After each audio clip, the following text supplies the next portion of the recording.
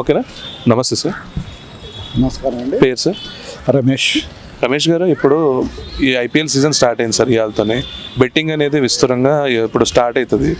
Youth దీనివల్ల spoil అవుతారా లేకపోతే బెనిఫిట్ అవుతారా సార్?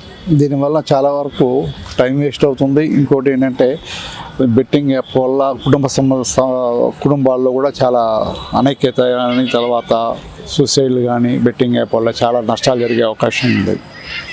దీన్ని నివారించడానికి ప్రభుత్వ పరంగా కానివ్వండి, సామాజిక పరంగా కానివ్వండి, మీలాంటి మీడియా వాళ్ళు ఎందుకంటే ఇప్పుడు ఈ ట్రైనింగ్ గ్రౌండ్లో ఈ సందర్భంగా ఈ శక్తి మీడియా వాళ్ళు దీన్ని ఏర్పాటు చేయడం కూడా మీకు ముందుగా అభినందనలు తెలియజేయాలి. ఎందుకంటే ఇది అనేక ఉద్యమాలకి వేదిక అయినటువంటి ట్రైనింగ్ గ్రౌండ్, ఇది ఏదో గ్రౌండ్ ఉందో ఈ గ్రౌండ్లో అత్యున్నత మహారాజులు చాలామంది కూడా ఇక్కడ ఎన్నో ఉపన్యాసాలు ఇచ్చారు, అగ్ర నాయకులు ఉన్నారు, ఇది ఎన్నో వేదిక అయింది. అదేవిధంగా మీరు ఇటువంటి కార్యక్రమాన్ని తీసుకొని దీన్ని ముందుకి ఇటువంటి వాళ్ళ ప్రజల్లో సామాజిక చైతన్యం చేయడానికి మీరు చేసిన దానికి కూడా మీరు దీన్ని మిమ్మల్ని హర్షించాల్సిన అవసరం ఉంది.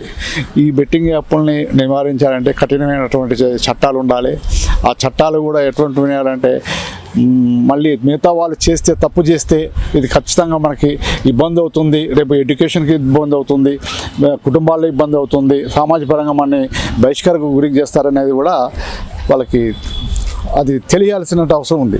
ఓకే సార్, ఇప్పుడు సీనియర్ యాక్టర్ ప్రకాష్ రాజ్ గారు లాంటి వారు కూడా ఈ బెట్టింగ్ యాప్స్ని ప్రమోట్ చేస్తున్నారంట. అసలు ఆ సీనియర్ యాక్టర్ ఏంటి ఇట్లా ప్రమోట్ చేయొచ్చా సార్? ప్రకాష్ రాజ్ గారు ఆయన చాలా మేధావిగా చెప్పుకునేటువంటి అవకాశాలు చాలా సందర్భాలు వచ్చింది, చెప్పుకుంటున్నాడు కూడా.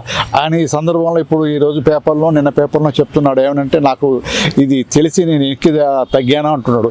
కానీ భారతదేశంలో ఉన్నటువంటి మొత్తం జాతీయ వేదికల్లో ఆయన వర్షన్ వినిపిస్తూ ఉంటాడు అప్పుడప్పుడు. అది నాకు తెలియదు నేను ఈరోజు అన్నాడంటే అది ఆయన ఒక రకంగా చెప్పాలంటే ఆయన అది కరెక్ట్ కాదు అని నా భావన. ఇప్పుడు ఇట్లాంటి ఇన్ఫ్లుయెన్సర్స్ వల్ల యూత్ ప్రొవోకేట్ అవుతున్నారు సార్.